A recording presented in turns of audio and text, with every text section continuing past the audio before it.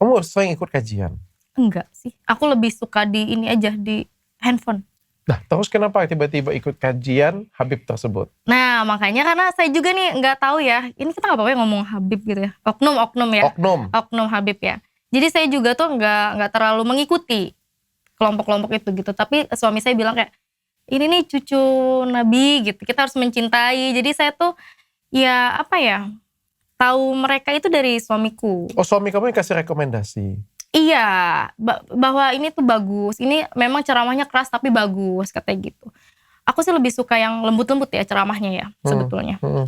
Tapi kemudian ya udah lewat di FYP TikTok gitu, akhirnya kepo juga gitu kan, kepo dengerin ceramahnya gitu sih. Terus kamu pergi ke kajian?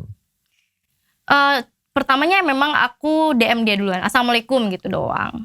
Oh, kamu DM dia? Iya. Oke. Assalamualaikum, dijawab sama dia waalaikumsalam. Aku bilang, mau ikut kajian di Jakarta atau di Medan ada nggak Bib gitu. Nanti saya sama suami datang gitu kan.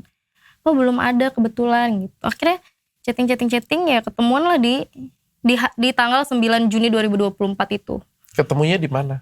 Awalnya itu saya pikir kan ada kajian ya dok. Ternyata dia bilang nggak ada kajian di Jakarta. Jadi ketemunya di restoran aja, di restoran salah satu hotel. Gitu, karena akunya juga dari Serang ke Jakarta tuh udah mau nyampe, oh kok gak ada kajian gitu kan.